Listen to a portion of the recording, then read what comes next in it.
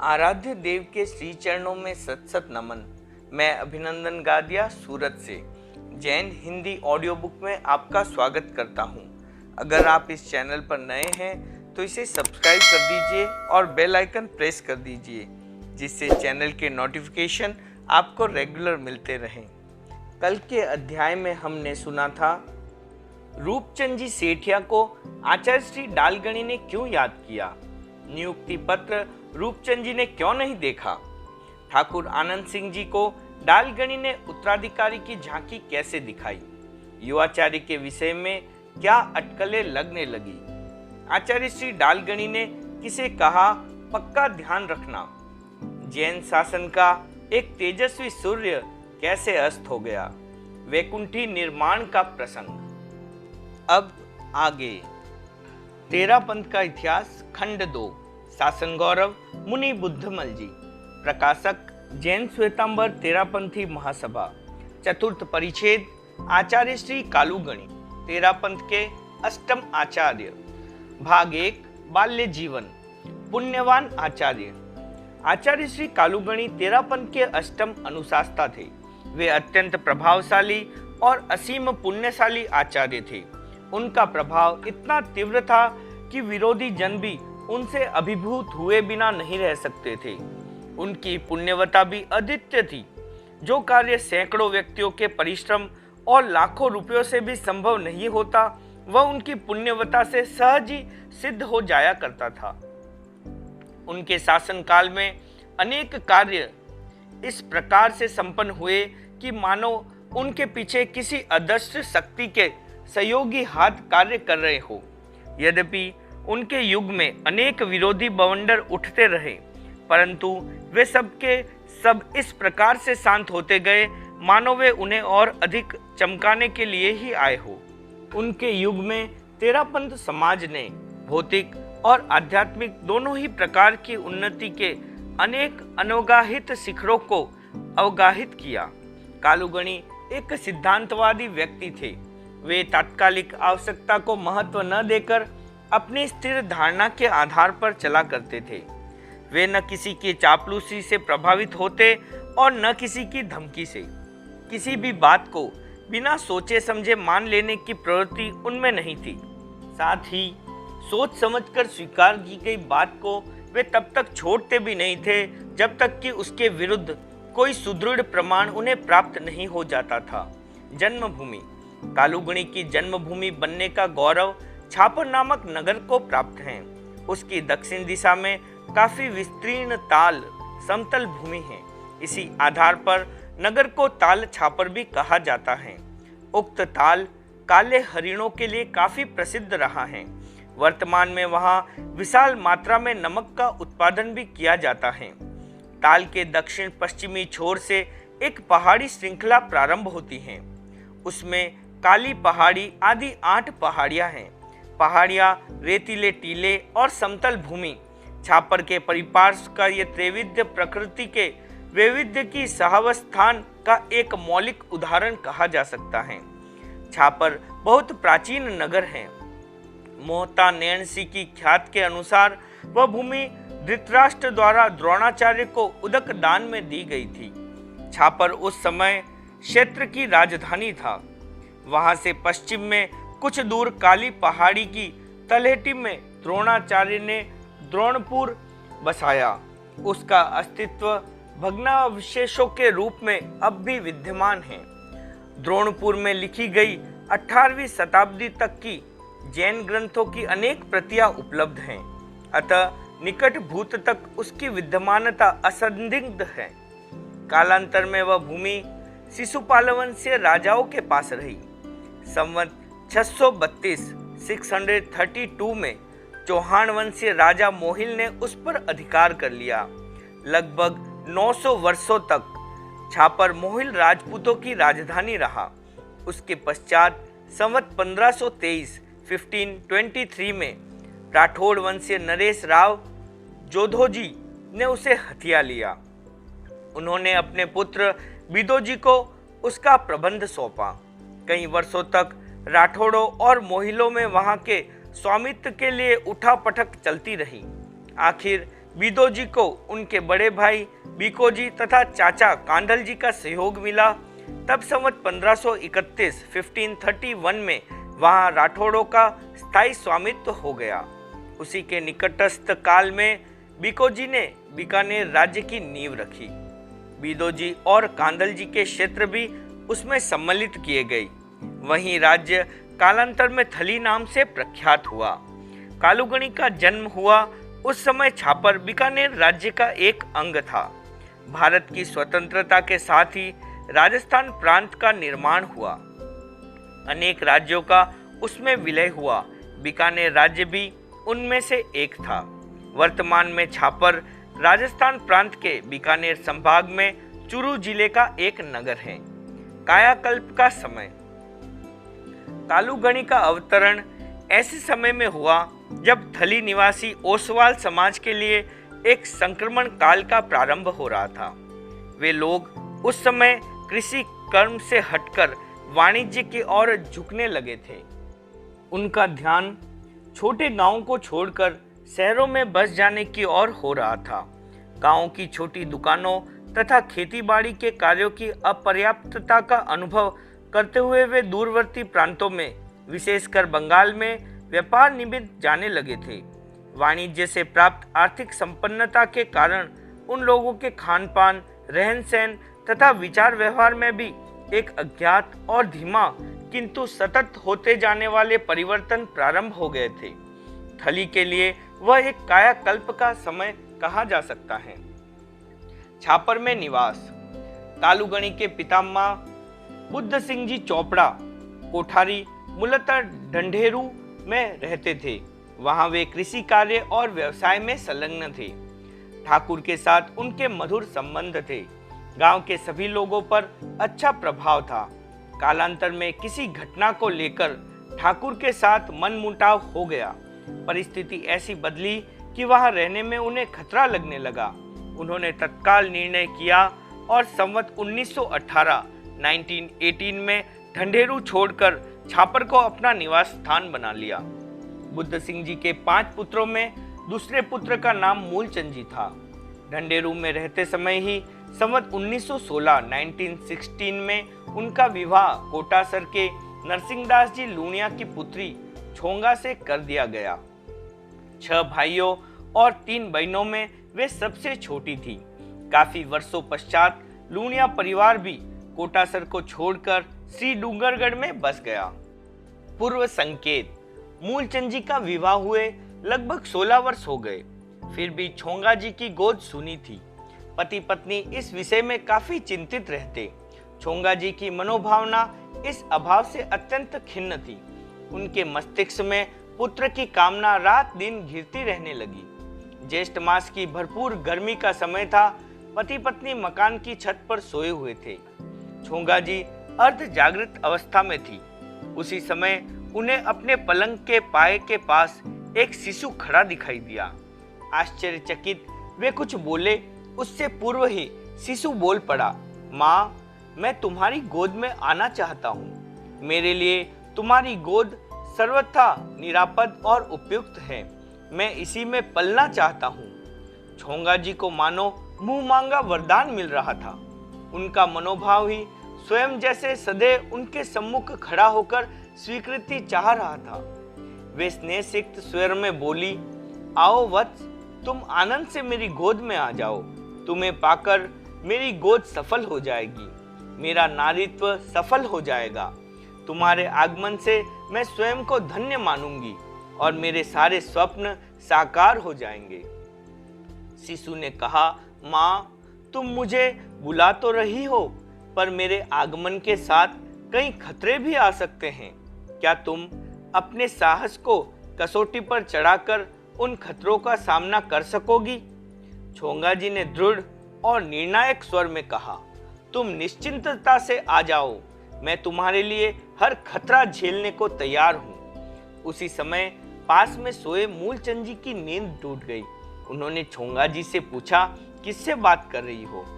छोंगा जी ने बालक की ओर संकेत करते हुए कहना चाहा, इस बालक से, परंतु तब तक वह अदृश्य हो चुका था।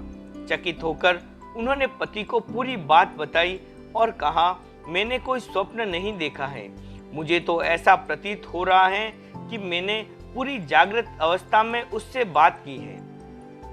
मूलचंद जी ने अत्यंत प्रसन्नता का अनुभव करते हुए पत्नी से कहा, लगता है अपने यहाँ अवतरित होने वाली किसी दिव्य आत्मा ने तुम्हें यह पूर्व संकेत दिया है। अवश्य ही अब हमें पुत्र की प्राप्ति होगी। पति पत्नी पुत्र प्राप्ति के उस अनुमान मात्र से भाव विभोर हो गए। जन्म। कालूगणी का जन्म संवत 1933 फागुन शुक्ला द्वितीया गुरुवार 15 फरवरी 1877 को हुआ। उक्त समय शिशु रूप में माता को दिए पूर्व संकेत से 9 महीने पश्चात था। जन्म राशि के अनुसार उनका नाम शोभा चंद दिया गया। परिवार में काला भैरव की विशेष मान्यता थी, अतः माता पिता ने उन्हें कालू नाम से संबोधित करना प्रारंभ किया। संभव है बहुत वर्षों की प्रतीक्षा के पश्चात प्राप्त संतान की सुरक्षा के लिए इष्ट देवता के आधार पर दिया गया नाम अधिक निरापद समझा गया। ऐसा भी संभव है कि श्याम वर्ण होने के कारण बालक को कालू नाम दिया गया। वे इसी नाम से प्रसिद्ध हुए। यही नाम गौरव शिखरों पर तेरापन के विजय अभियानों का प्रतीक बना और यही नाम लाखों श्रद्धालुओं के लिए आस्था का केंद्र बन गया। 4 कोस पर छापर में कालूगणी का जन्म हुआ। उस समय जयाचार्य और युवाचार्य मघवा विदासन में विराज रहे थे। छापर से वह क्षेत्र लगभग 12 किलोमीटर पश्चिम में अवस्थित है। वहां एक प्रमुख श्रावक नगराज जी बेंगानी थे। उनके एक देव का इष्ट था। समय समय पर उनके द्वारा उन्हें तत्काल घटित या निकट भविष्य में घटित होने वाली घटनाओं की सूचना मिलती रहती थी, कभी स्वप्न से तो कभी प्रत्यक्ष बोलकर। उसी आधार पर उन्होंने दूसरे दिन जयाचार्य के व्याख्यान में खड़े होकर घोषित किया, विगत रात्रि काल में एक शिशु का जन्म हुआ है। वह तेरापन का एक प्रभावशाली आचार्य होगा। उसका जन्म यहाँ से पूर्व दिशा में 4 कोस 12 किलोमीटर की दूरी पर हुआ है। खतरा और साहस। कालूगणी का जन्म हुआ उस समय माता छोगा जी की अवस्था 32 वर्ष की थी। युवा अवस्था ग्रामीण वातावरण में पली पूसी तथा परिश्रमी होने के कारण उनका शरीर सबल था। शरीर के अनुरूप ही मन भी सबल था। निर्भयता महिलाओं में अपेक्षाकृत कम मिला करती है, किंतु उनमें वह भरपूर थी। निर्भयता ही जीवन की दुर्गम घाटियों को साहस पूर्वक पार करने का संकल्प देती है। माता छोगा जी ने उनका जीवंत उदाहरण प्रस्तुत कर दिया। शिशु 3 दिन का हो चुका था। तीसरी रात में एक खतरा उत्पन्न हुआ। उसकी सूचना बालक के जन्म से पूर्व ही मिल चुकी थी। नव प्रसूता छोगा जी कमरे में सो रही थी। पास में शिशु लेटा हुआ था। लगभग अर्धरात्रि का समय था। दीपक अपने माध्यम प्रकाश से जल रहा था। छोगा जी के अंतरंग में न जाने कौन सी अज्ञात प्रेरणा हुई कि अचानक उनकी आंखें खुल गई। दीपक के प्रकाश में उन्होंने देखा कि एक भयानक आकृति वाला एक भीमकाय दानव पलंग की ओर लपकता हुआ आ रहा है। वे सावधान हो गई। दानव ने ज्यों ही बालक की ओर हाथ बढ़ाया, त्यों ही बालक को अपनी ओट में लेकर उन्होंने दानव के बड़े हाथ को इतनी जोर से झटका दिया कि वह उसे बिजली के करंट जैसा असह्य लगा। वह गिरता हुआ सा 2 कदम पीछे हटा और अदृश्य हो गया। उसके पश्चात वह फिर कभी दिखाई नहीं दिया। परंतु साहस मूर्ति छोगा जी बालक के विषय में विशेष सावधान हो गई। भविष्य की जिज्ञासा। पौत्र जन्म की प्रसन्नता लिए हुए पितामह बुद्ध सिंह जी अपने परिचित एक वृद्ध ज्योतिष के पास पहुंचे। उन्होंने जन्म समय बतलाकर पौत्र की जन्मपत्री बनाने के लिए कहा। उन्होंने वह कार्य किया और फलादेश बताते हुए कहा, बुद्धा, तेरे यह पौत्र अत्यंत भाग्यशाली हैं। इसके प्रभाव की क्या बात बताऊं। इसकी कुर्सी राजाओं के बीच लगेगी। यह राजाओं का राजा होगा। 33वें वर्ष में इसके द्वार पर हाथी बंधेगा। वृद्ध ज्योतिषी की भविष्यवाणी बुद्ध सिंह जी को अंतरक तक प्रीणित कर गई। परंतु उनके मन में यह आशंका भी उभरने लगी कि ज्योतिषी प्राय बड़ा चढ़ाकर बातें बतलाते रहते हैं। मैं तो एक सामान्य वैश्य हूँ। मेरा पौत्र धन कुबेर बन सकता है, महान दानी या परोपकारी बन सकता है, मंत्री और महामंत्री भी बन सकता है, परंतु राजा या सम्राट बनने की मानसिकता एक वैश्य में प्राय नहीं देखी जाती। शायद ऐसे ही विचारों ने उनको प्रेरित किया कि अपनी आश्वस्ति के लिए वे उस जन्मपत्री को अन्यत्र भी दिखलाए। उन्होंने बोथियासर के एक ज्योतिषी का काफी नाम सुन रखा था। उन्हें जन्मपत्री दी और फलादेश जानना चाहा। उन्होंने भी चकित कर देने वाली बातें बतलाई कि यह जातक अत्यंत भाग्यशाली तो होगा, परंतु घर में नहीं रहेगा। यह उच्च कोटि का योगी होगा। इतना ही नहीं, योगियों का सम्राट होगा। अवश्य ही बुद्ध सिंह जी का मन दोनों ही ज्योतिषियों की भविष्यवाणी से आह्लादित हुआ होगा। पौत्र के उज्जवल भविष्य को उस समय वे मात्र कल्पना से ही आंक सकते थे, परंतु आज तो कालुगणी के जीवन घटनाओं से प्रत्यक्ष अभिज्ञता रखने वाले कोई भी व्यक्ति उन भविष्यवाणियों की यथार्थता का साक्षी बन सकता है। शताब्दियों पूर्व भृगु संहिता ज्योतिष का एक महत्वपूर्ण फलित निरूपण ग्रंथ है। शताब्दियों पूर्व निर्मित उस विशालकाय ग्रंथ में प्रत्येक लग्न के विभिन्न अंशों के आधार पर भंग पद्धति से सहस्त्रों सहस्त्रों कुंडलियां प्रदत्त हैं। साथ ही प्रत्येक कुंडली का फलादेश भी संस्कृत श्लोकों में निवृत्त है। उसके अनुसार कालुगणी की जन्म कुंडली के फलादेश का संक्षिप्त सार इस प्रकार है। इस जातक का जन्म कन्या लग्न में हुआ है। उसका अधिपति बुध है। वह पंचम स्थान में बैठा है, अतः इसका जन्म वैश्य कुल में हुआ है। जातक के शरीर का वर्ण प्रारंभ में श्याम और फिर गोधूम के समान कुछ पित्त हो जाएगा। शरीर न अधिक स्थूल होगा और न अधिक कृश, किंतु सुंदर, सुडौल और आकर्षक होगा। शरीर में अधिक रोम नहीं होंगे, दांत सुंदर होंगे। हे शुक्र, यह जातक माता को स्वप्न देकर गर्भ में आएगा। जन्म के पश्चात माता को ज्ञात होगा कि कोई राक्षसी बालक पर अपनी छाया डालकर उसका विनाश करना चाहती है। माता तब भगवान का स्मरण करती हुई इष्ट मंत्र का उच्चारण करेगी। बालक का संपूर्ण कष्ट दूर हो जाएगा। सब कार्यों में कुशल होते हुए भी जातक घर का मालिक नहीं बनेगा। 11 वर्ष की अवस्था में यह प्रवर्जित हो जाएगा। इसकी प्रज्ञा कन्या के समान निष्कलंक होगी। अहिंसा को परम धर्म मानने वाला होगा। देवी विद्या में अनुराग होगा। बुद्धि बल विशिष्ट होगा। सत्यासत का विचार करने वाला होगा। जितेंद्रिय होगा। प्रतिष्ठा और यश बहुत फैलेगा। जन समूह में रहता हुआ भी अकेला रहेगा।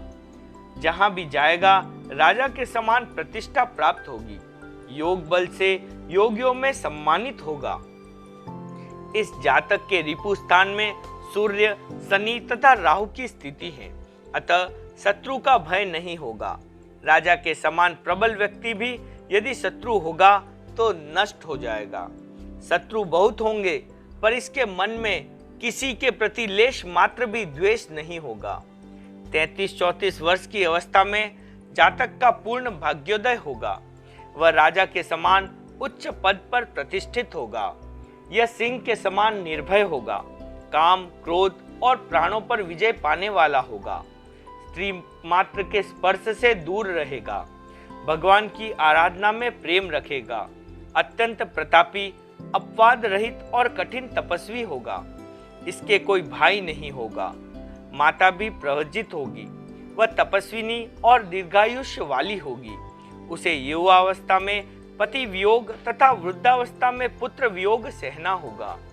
जातक का पूर्ण आयुष्य 60 वर्ष का होगा। अंतिम समय में हाथ में एक वर्ण होगा, उसी से प्राणांत होगा। जातक भाद्र शुक्ला अष्टमी के आसपास प्राण त्याग करेगा। उस समय उसके इर्द गिर्द अनेक संत पुरुष उपस्थित रहेंगे। पिता का देहावसान। शिशु काल में जन्म ने पूरे परिवार को अतिरिक्त सुखानुभूति से भर दिया था। उस समय कोई यह कल्पना भी नहीं कर सकता था कि प्रकृति के राज्य में केवल सुख या केवल दुख की कोई व्यवस्था नहीं होती। वे दोनों एक दूसरे का अनुगमन करते ही चलते हैं। बालक का जन्म हुए 3.5 महीने ही व्यतीत हुए थे कि पिता मूलचंद जी का संवत 1934 द्वितीय ज्येष्ठ कृष्णादित्य को अचानक देहावसान हो गया। छोंगा जी पर वह एक अप्रत्याशित वज्राघात था। कुछ दिनों के लिए वे मर्माहत होकर अत्यंत हताश हो गई।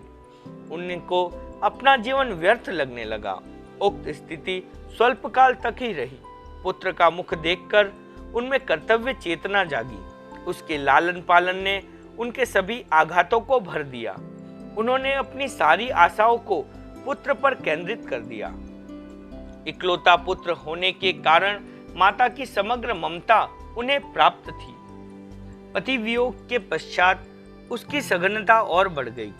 छोंगा जी के लिए संसार का सारा आकर्षण एकमात्र पुत्र में निर्विष्ट हो गया।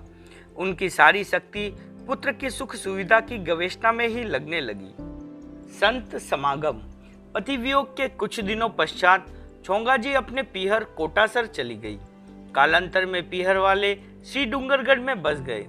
तब वे भी बहुधा वहीं रहने लगी। वहां उन्हें संत समागम का अच्छा अवसर मिलने लगा। संतों या सतियों का जो भी सिंघाड़ा वहां आता, वे उनके दर्शन करने और व्याख्यान सुनने अवश्य जाया करती। कालू उस समय शैशवावस्था में था, फिर भी माता के साथ संत सतियों के पास प्राय जाया करते। उन्हें वहां जाना अच्छा लगता। वे वहां खेलकूद से भी कहीं अधिक आनंद की अनुभूति करते। शिशु काल की उस अबोध अवस्था में भी संतों के प्रति प्रियता का बोध उनके किन्हीं पुरार्जित संस्कारों का ही अवदान माना जा सकता है। फ्रांस की लकड़ी। कालू 5 वर्ष के थे उस समय उनकी आंखें दुखने लगी।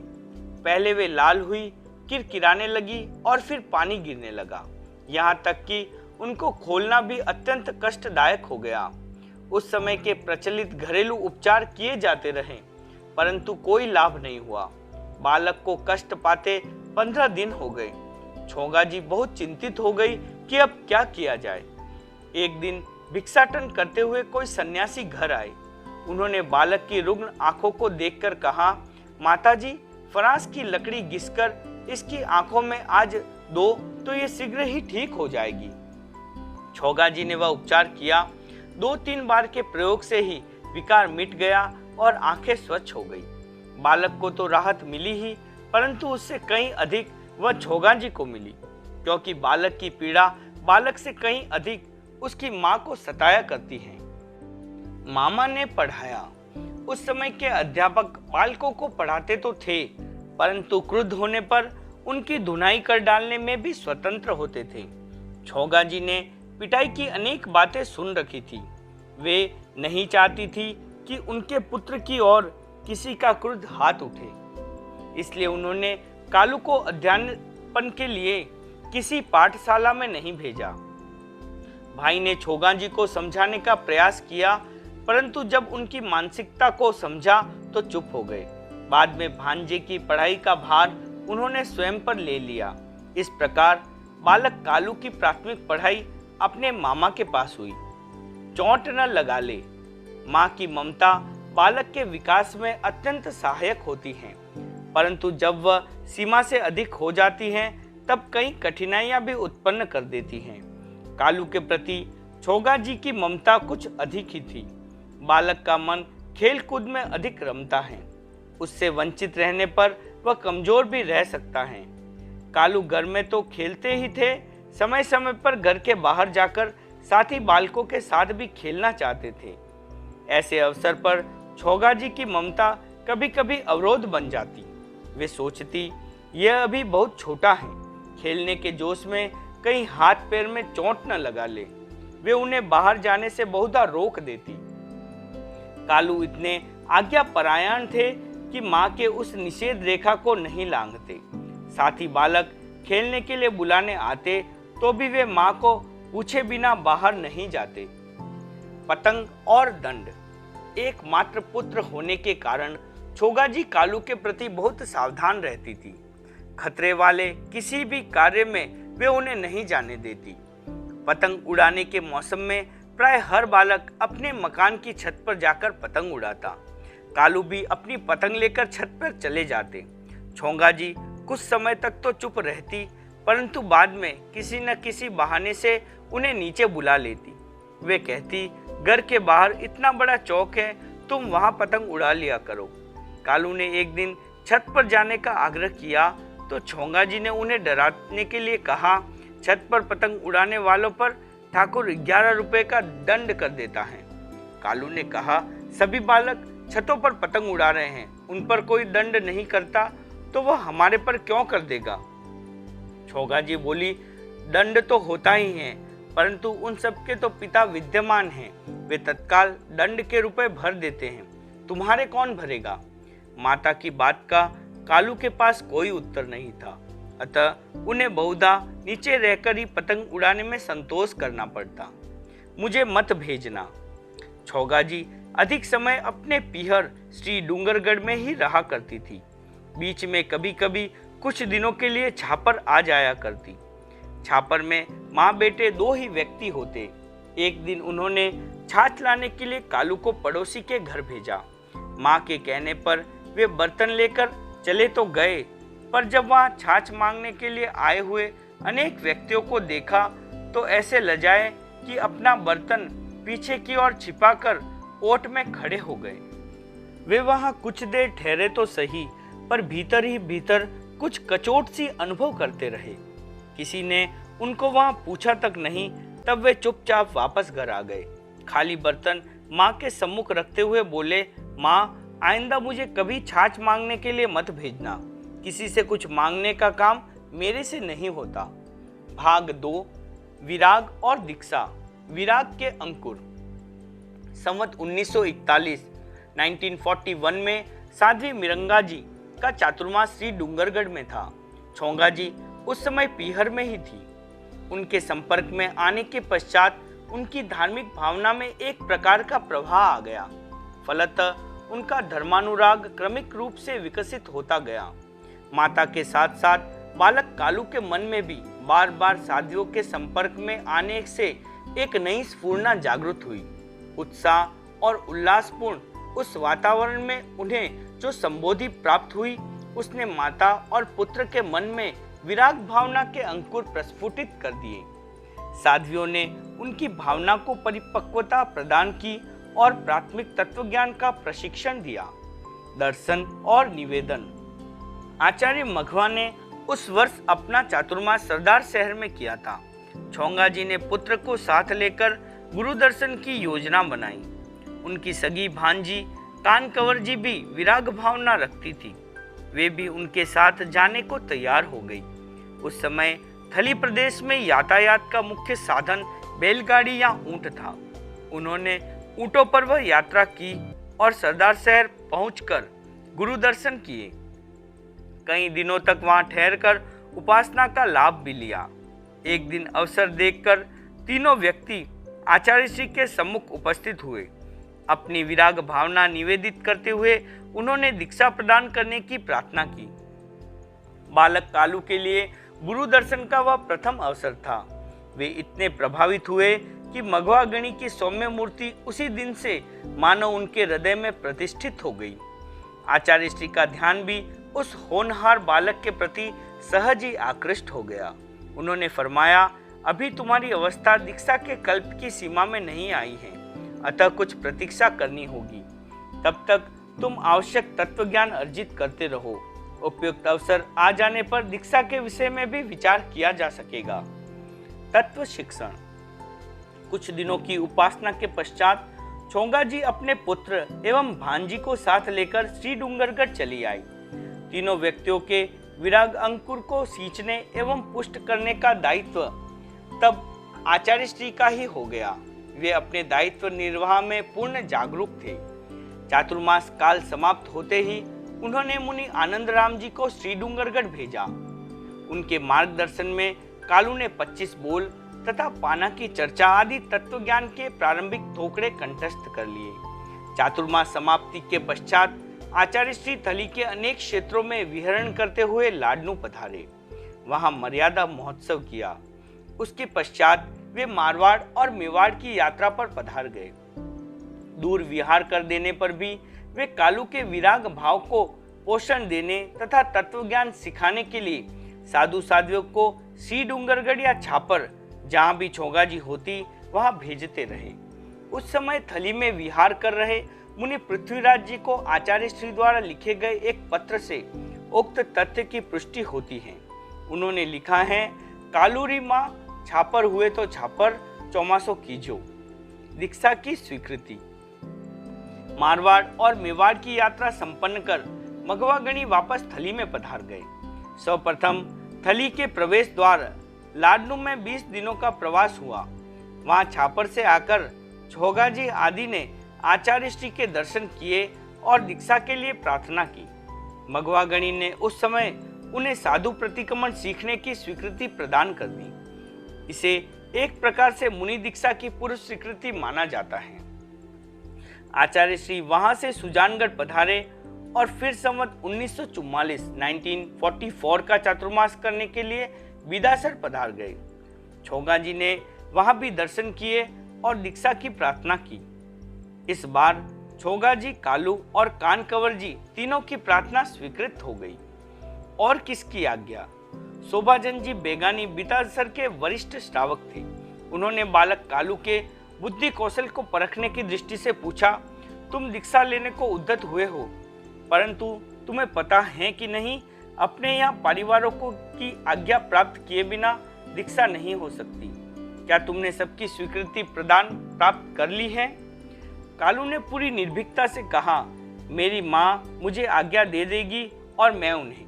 बस हम तो हमारे घर में 2 ही व्यक्ति हैं, फिर और किसकी आज्ञा लेनी है? बालक के उस बेझिझक उत्तर ने शोभाचंद जी को अत्यंत प्रभावित किया। उन्होंने उस त्वरित उत्तर से उनके बुद्धि कौशल को तो परखा ही, यह भी अनुमान लगा लिया कि बालक होनहार है। देवर का घर।